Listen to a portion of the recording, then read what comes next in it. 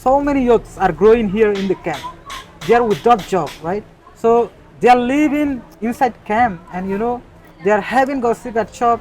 They are joining in criminal activities, unlawful activities. I completed my matriculation in Myanmar.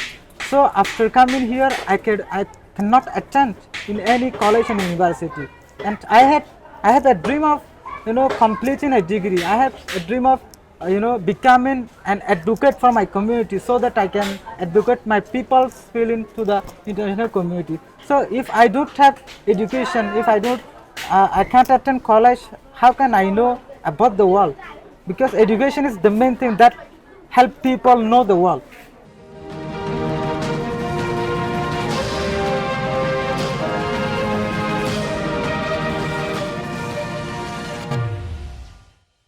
Due to this new unrest in your country, you are also driving out. In the last 8 years, there was no repatriation, but now the hope that you had at that time to return back to your motherland is being weakened due to the new unrest. Yes, sir. Am I right? Yeah, right. So what's your demand to the international community? My demand to the international community is that right now the place that we had to lead in Arakan is fully occupied by the Arakan army. So right now the Arakan army is not a government. They are an armed forces. So I can see that before, when there was military agenda, we thought that the international community would discuss with the military agenda, with the military government, and then they will discuss about our repatriation. As a armed force, as a rebel group of Arakan state, I don't think that they can resolve this issue. And right now, what I want to request to the international community is that they should try to talk.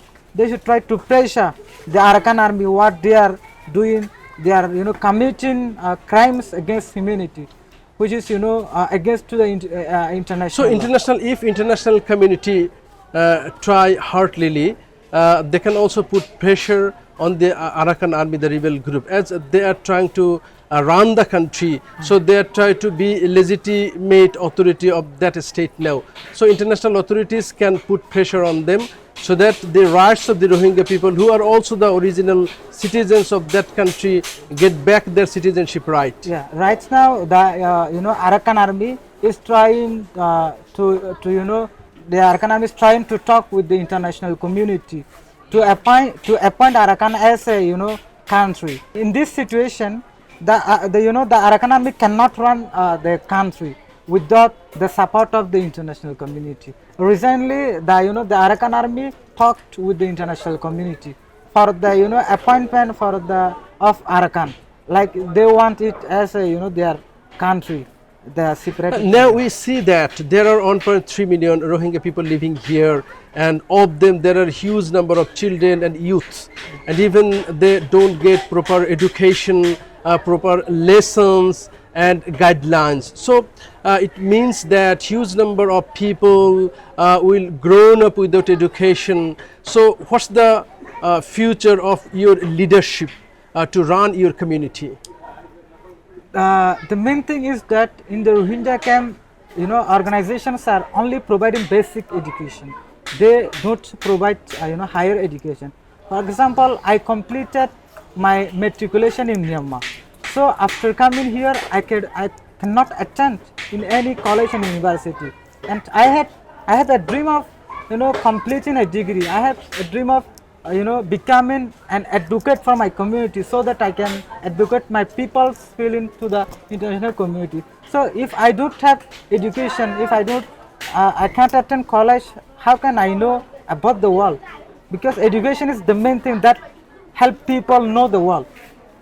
So is it your demand that the international community, at least before starting peaceful repatriation, should arrange higher education for the qualified youth who have already completed some parts of their education, so that your community in the future doesn't suffer from leadership crisis? Yeah, exactly. We need educated people in our community. Without educated people, we cannot peacefully coexist. So they should prioritize education, so that we can. So frustration is growing up among your especially working youth. So what's the risk of it? The risk of it is like, so many youths are growing here in the camp. They are without job, right? So they are living inside camp, and they are having gossip at shop. They are joining in criminal activities, unlawful activities because of unemployment. When people are busy with their activities, they don't want to do anything. So listen, the main thing is that if any person doesn't have any income source, so they. So Saiful, it's very clear that your main demand is providing quality education for qualified youth and also job opportunities so that frustration doesn't grow among your community. Thank you very much for your time. Thank you.